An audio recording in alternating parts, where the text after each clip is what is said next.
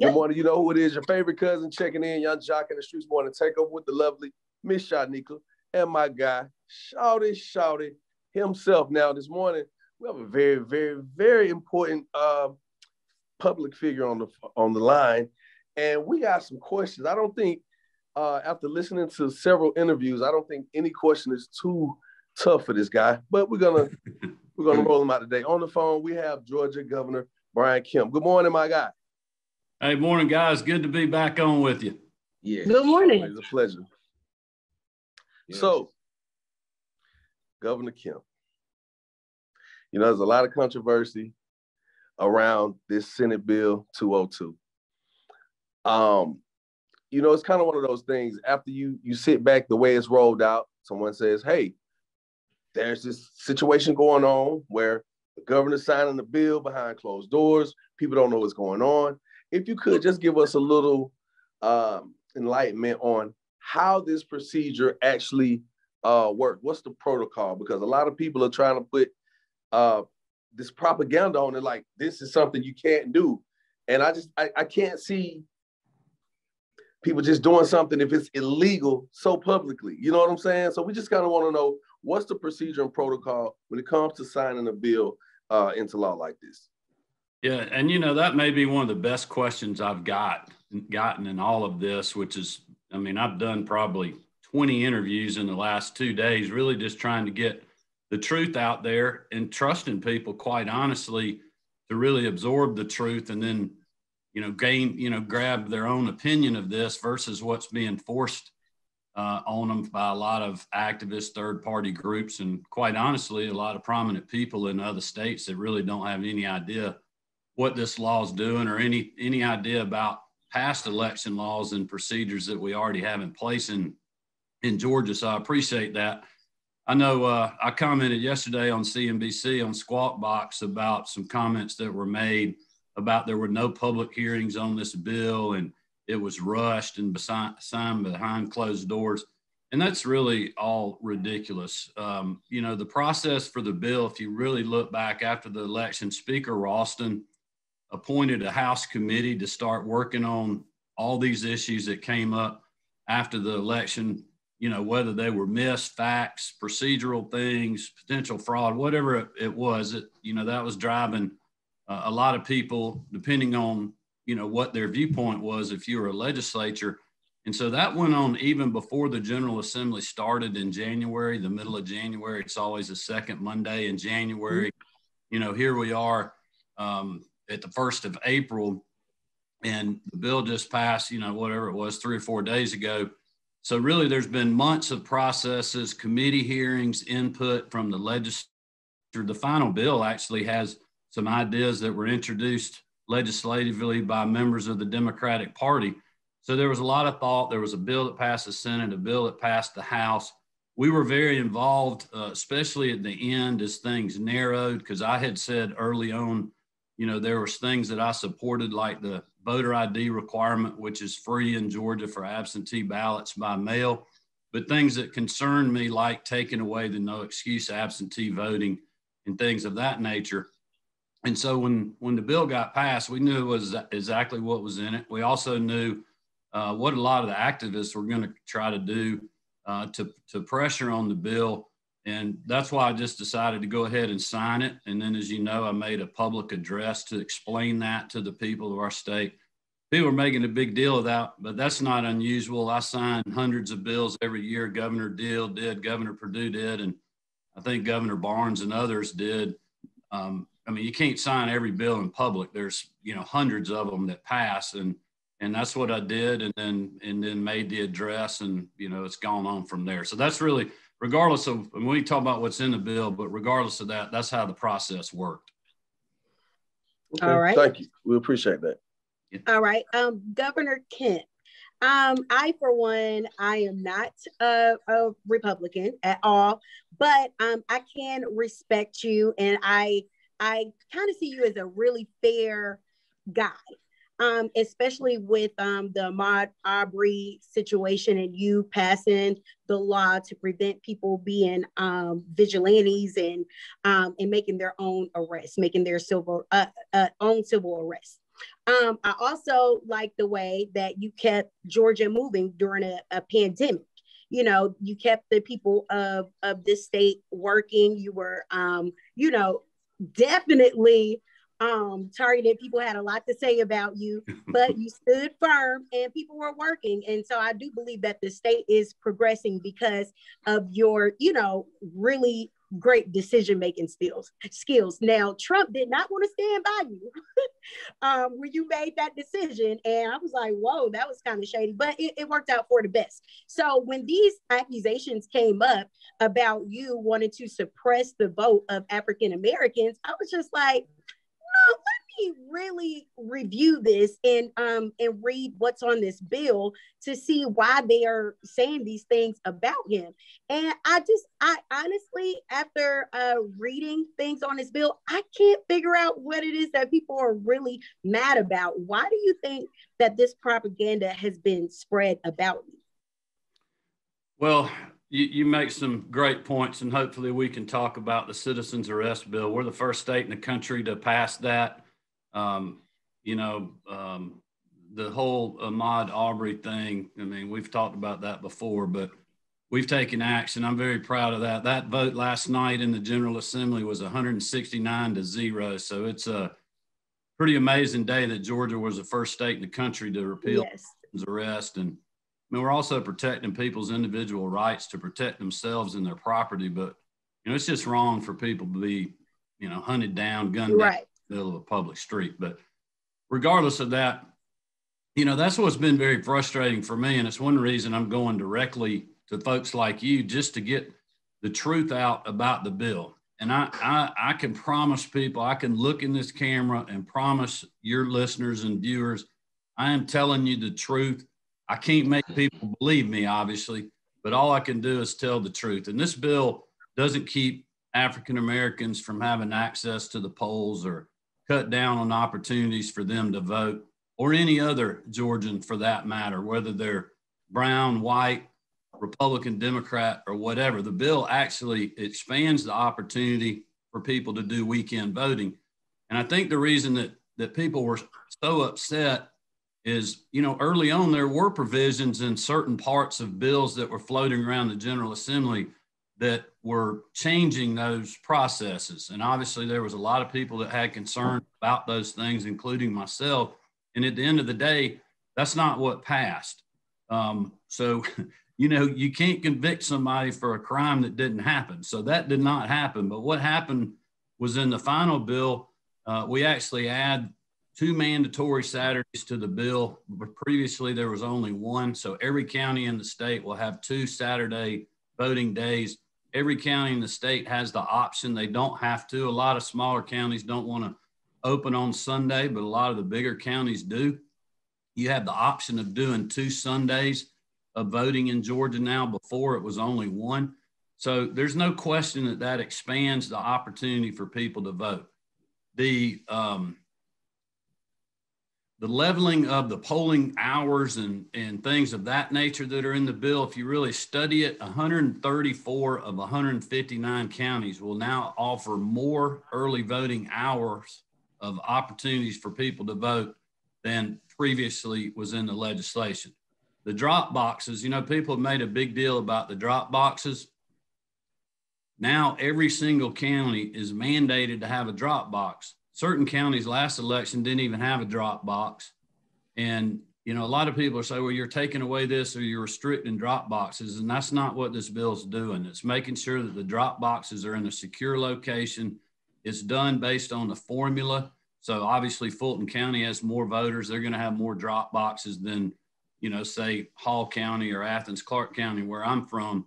Those are still there. But also voters, if they have a hard time finding a drop box, they can simply go to their polling location or an elections office and hand the elections official that ballot. We just want to make sure that that is secure. The other thing that's doing that I think is important for all Georgians, whether you're black, white, or whatever, is this requiring the county elections officials to continuously count ballots until every vote is counted. So there's not going to be a starting and stopping and stop in the middle of the night, come back the next day.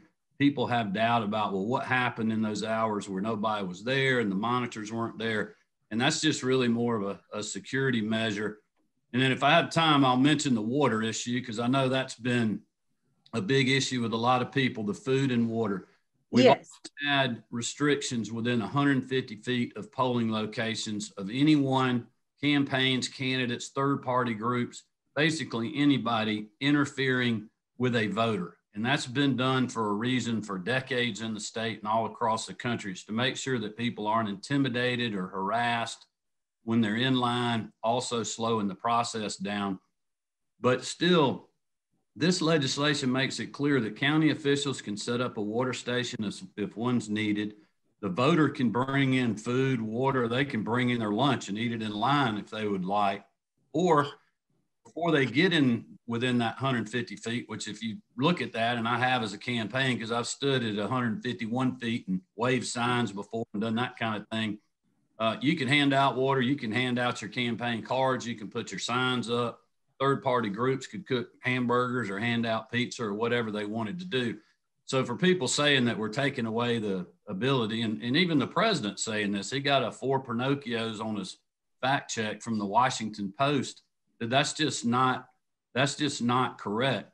But the other thing that I've been telling a lot of people, and especially if you want to specifically look at African Americans and people of color, why are those individuals standing in line that long? Why should voters have to stand in a line for 4, 5, 6 hours where they would actually need food or water? This bill addresses that by the amount of equipment that precincts have to have per capita voting population there, to hopefully speed that process up. And if there's times that voting gets to be over an hour, this law mandates that in the next election, the elections officials will have to do something about that. So that is the facts of the bill, and I'm glad to answer any more specific questions. Governor, do you feel any pressure from the Republican Party with the state of Georgia turning blue as opposed to red? Well, you know, my personal opinion, if you really look at the number and the data, we didn't turn blue. President Biden won the election. Obviously, Senator Warnock and Senator Ossoff won the runoffs. I think there's a lot of political reasons for that. But if you actually look at the November 3rd elections results, you know, there was libertarians in the vote with the Republicans and the Democrats in the presidential race. So, you know, libertarians generally vote more with the Republicans. So if you add those votes up, it wasn't a blue wave, but regardless, you know, the Democrats won Georgia in the presidential race. They got into the runoffs and won those. But like, if you look at the legislature, the Republican Senate candidates that had campaigned on the agenda that I've been working on and pushing the last 2 years, they got 53.7% of the vote. If you add every Republican Senate vote up, compare it to the Democrats, the state House candidates got over 51% of the vote. So Republicans won at the state level, lost at the national level, which to me is just a good lesson that we need to keep talking about the things that people care about in Georgia, like the citizens arrest statute. You know, last year we did the anti-hate crimes legislation. We gave the largest teacher pay raise in the history of the state. We passed 50 healthcare bills. You know, look, we can all agree and disagree on different policies for healthcare, but one thing we can all agree on, it's screwed up and it's expensive. And we need to do something to make it accessible for more people and more affordable for more people. And that's exactly what we're doing with the Patients First Act and our waivers that we got from the federal government.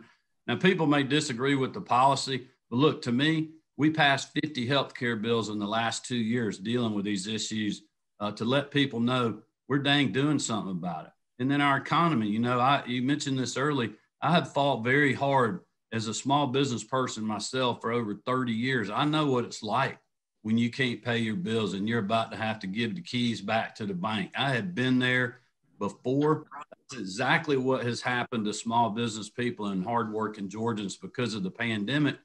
And this time it wasn't their fault. You know, they didn't have a bad product or a bad service. They just got screwed by an invisible virus.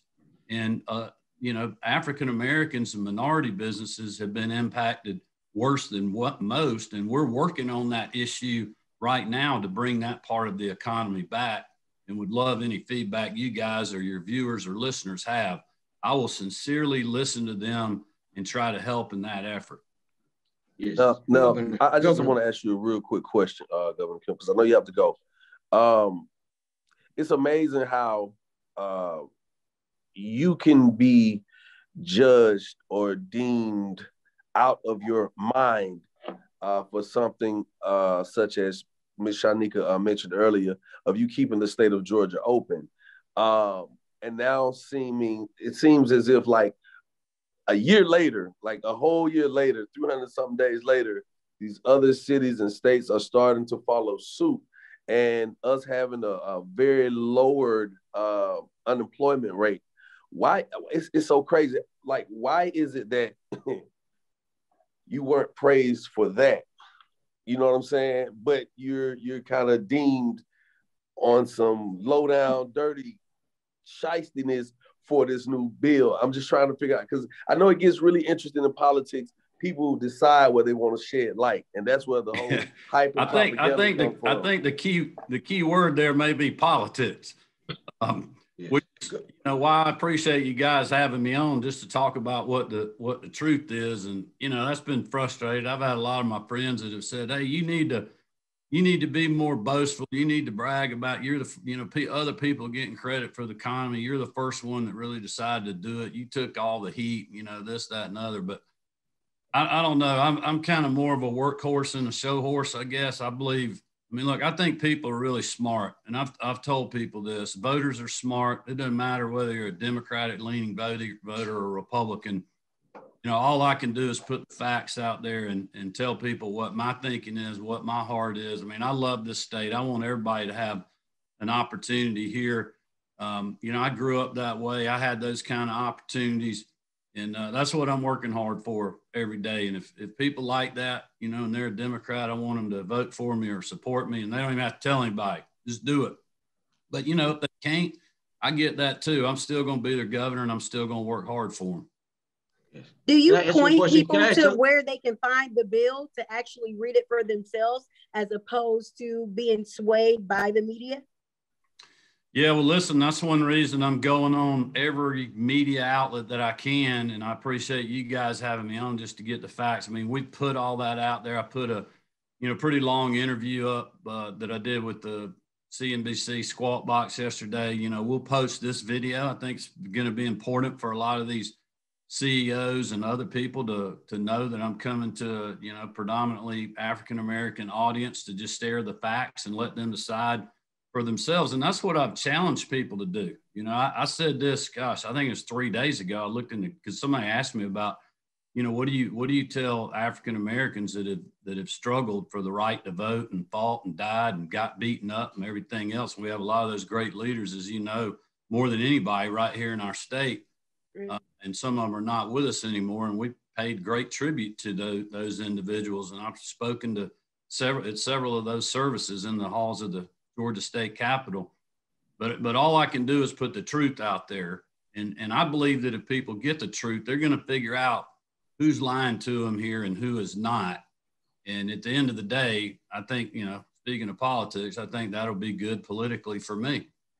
Yes. Governor, I did have a question about this bill, because in the bill, it removes the state senator, it removes the Secretary of State from the board, and it also allows the state to delay the certification, and it also allows state officials to go into local officials and to replace them. So could you explain that to me? Because I don't really. Yeah, that was really something that was a priority of the General Assembly, especially the House of Representatives. And I know Speaker Rawson, there's a really good article that the Atlanta Journal-Constitution, they haven't had many good articles, but that was one of them that just got to the facts of, you know, him protecting the will of the House and the legislative branch is part of the checks and balances on the executive branch. So that was the reason that provision ended up being in the bill. That was a House priority.